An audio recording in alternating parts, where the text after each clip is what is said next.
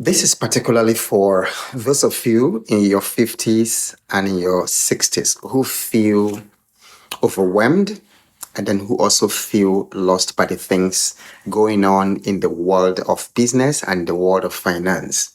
Some of you in the Financial Fitness Challenge have also reached out to me. Oh, you're not following, the pace is too fast. You don't understand what people are talking about the stock market. You don't understand what people are saying. They talk about IPO, they talk about apps, they talk about that. And then you really feel left behind and you feel that these things are very fast for you. Or you're in your 60s, the world that you're living in right now has changed. It's significantly different from the world of the 1960s, 50s, 70s, and 80s that you've known.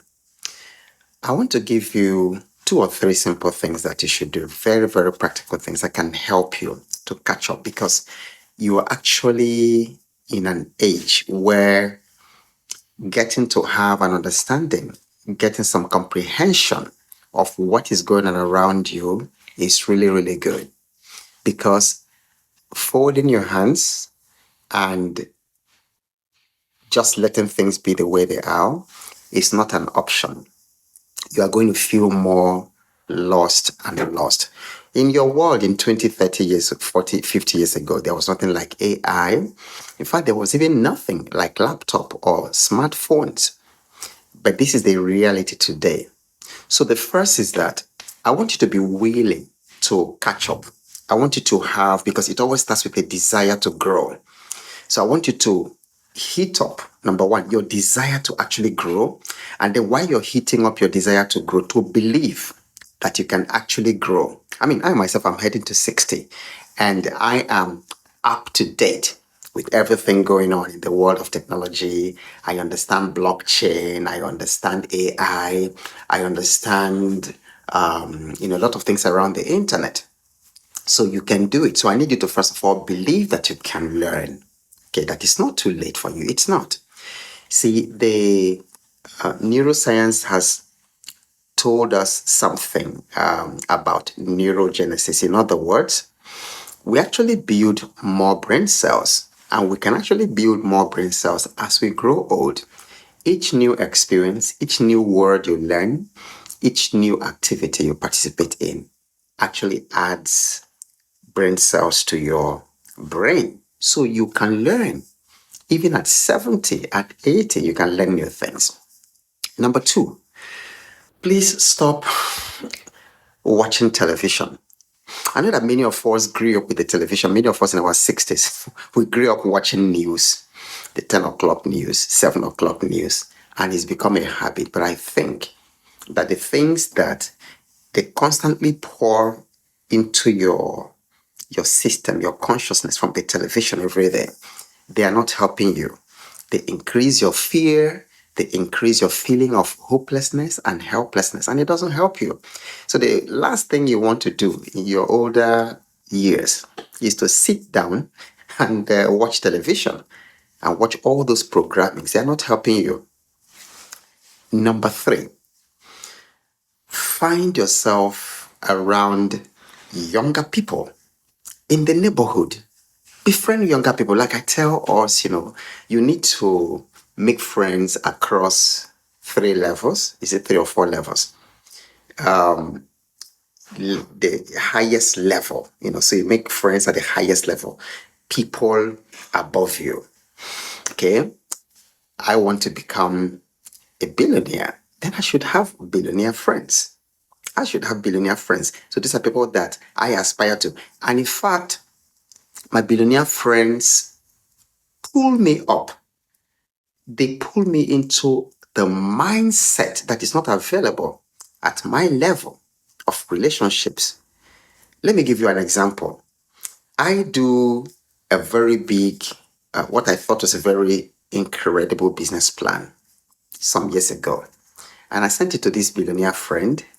He requested that, I requested him to take a look at it and then advise. He took one look at it and said, oh, whoa, this is the most myopic business plan that I've ever had, I've ever seen. And it was shocking because he was really big, but he called it myopia because what the billionaire says is bigger than what I say. And so it's important to have friends, who are up there, like where you're trying to go. Have people around, even though you're 60, you're 70, there are people, who you aspire to be like. People also you're around your age, 70, 75 or something. And then these people will continue to pull you up. They are really amazing. You need to have people like that in your life. I have people in their 90s, as my mentors, and I look up to them. I think they show me what is possible from where I'm sitting.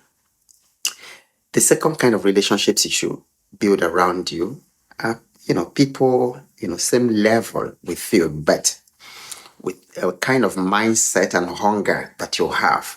Not the people who will constantly tell you how terrible and how bad everything is. The people around you, find yourself, hopeful people, positive people. And then the tendency, especially for men, when you're in your 60s, is to have drinking bodies, just the kind of people you hang around in the bar and drink beer and watch football championships. You don't need those kind of friends around you if you really want to grow. Then you also need friends from people much younger than yourself and below you. It's amazing what your 12-year-old or 10-year-old grandson can do for you, what they can teach you. It's amazing what your 3-year-old grandson can teach you. A 3-year-old grandma, let me show you how to take a picture with your phone. And he takes your phone and shows you something. He says, "Oh, Junior, how did you do that?" They can teach you a lot. So have younger friends. Like I work with teenagers and I really love being around teenagers because there's something about my teenage life that is woken up, that is revived just being around teenagers. So I'm always around teenagers. I work with them in church and different places because, teenage years, I remember my teenage years, so much energy when you didn't believe that anything was impossible, when we took risks, when we did things, when we didn't take no for an answer. So being around teenagers, watching them, revives that spirit of adventure in me. So these are the kind of things I needed to do. And then lastly, befriend Google. Okay, so on your phone, there's an app called Google. On the internet, it's also called Google. So anything you don't understand, maybe you hear IPO and you don't understand what IPO is, and they say Dangote Refinery is coming with an IPO into the stock market. So instead of sending me a message, "Coach, what is IPO?" Go to Google. Just go to Google. Google it. And instead of asking your grandson, "What is IPO?" Google it, and Google will tell you what IPO is, the initial public offering, and then it will explain it to you. And you can go to sites like Investopedia. So if there's any financial term that you don't know, just go to that site, Investopedia.com. And then you can explain anything. What are stocks? What are bonds? What are mutual funds? What are treasury bills? What's money market? All those things are at your fingertips. So it's not like 40 or 50 years ago of your life where before you could learn anything, you had to wait until you got to school to talk to your professor or talk to your teacher. Today, it's right there in that phone that you have. So if you're 50, if you're in your 50s and your 60s and your 70s and you're feeling left behind, watch this over and over again and just do that. I'm telling you, it's not too late. Your best years are ahead. The Igbo people call their children Nkeiru. Nkeiruka means that what lies ahead of you is bigger. Just 1 year can change the entire previous 65 years of your life. And you will also enjoy the joy of learning and growing. So whatever happens, keep showing up because you never know what's waiting for you just ahead. And I'll see you in the next video.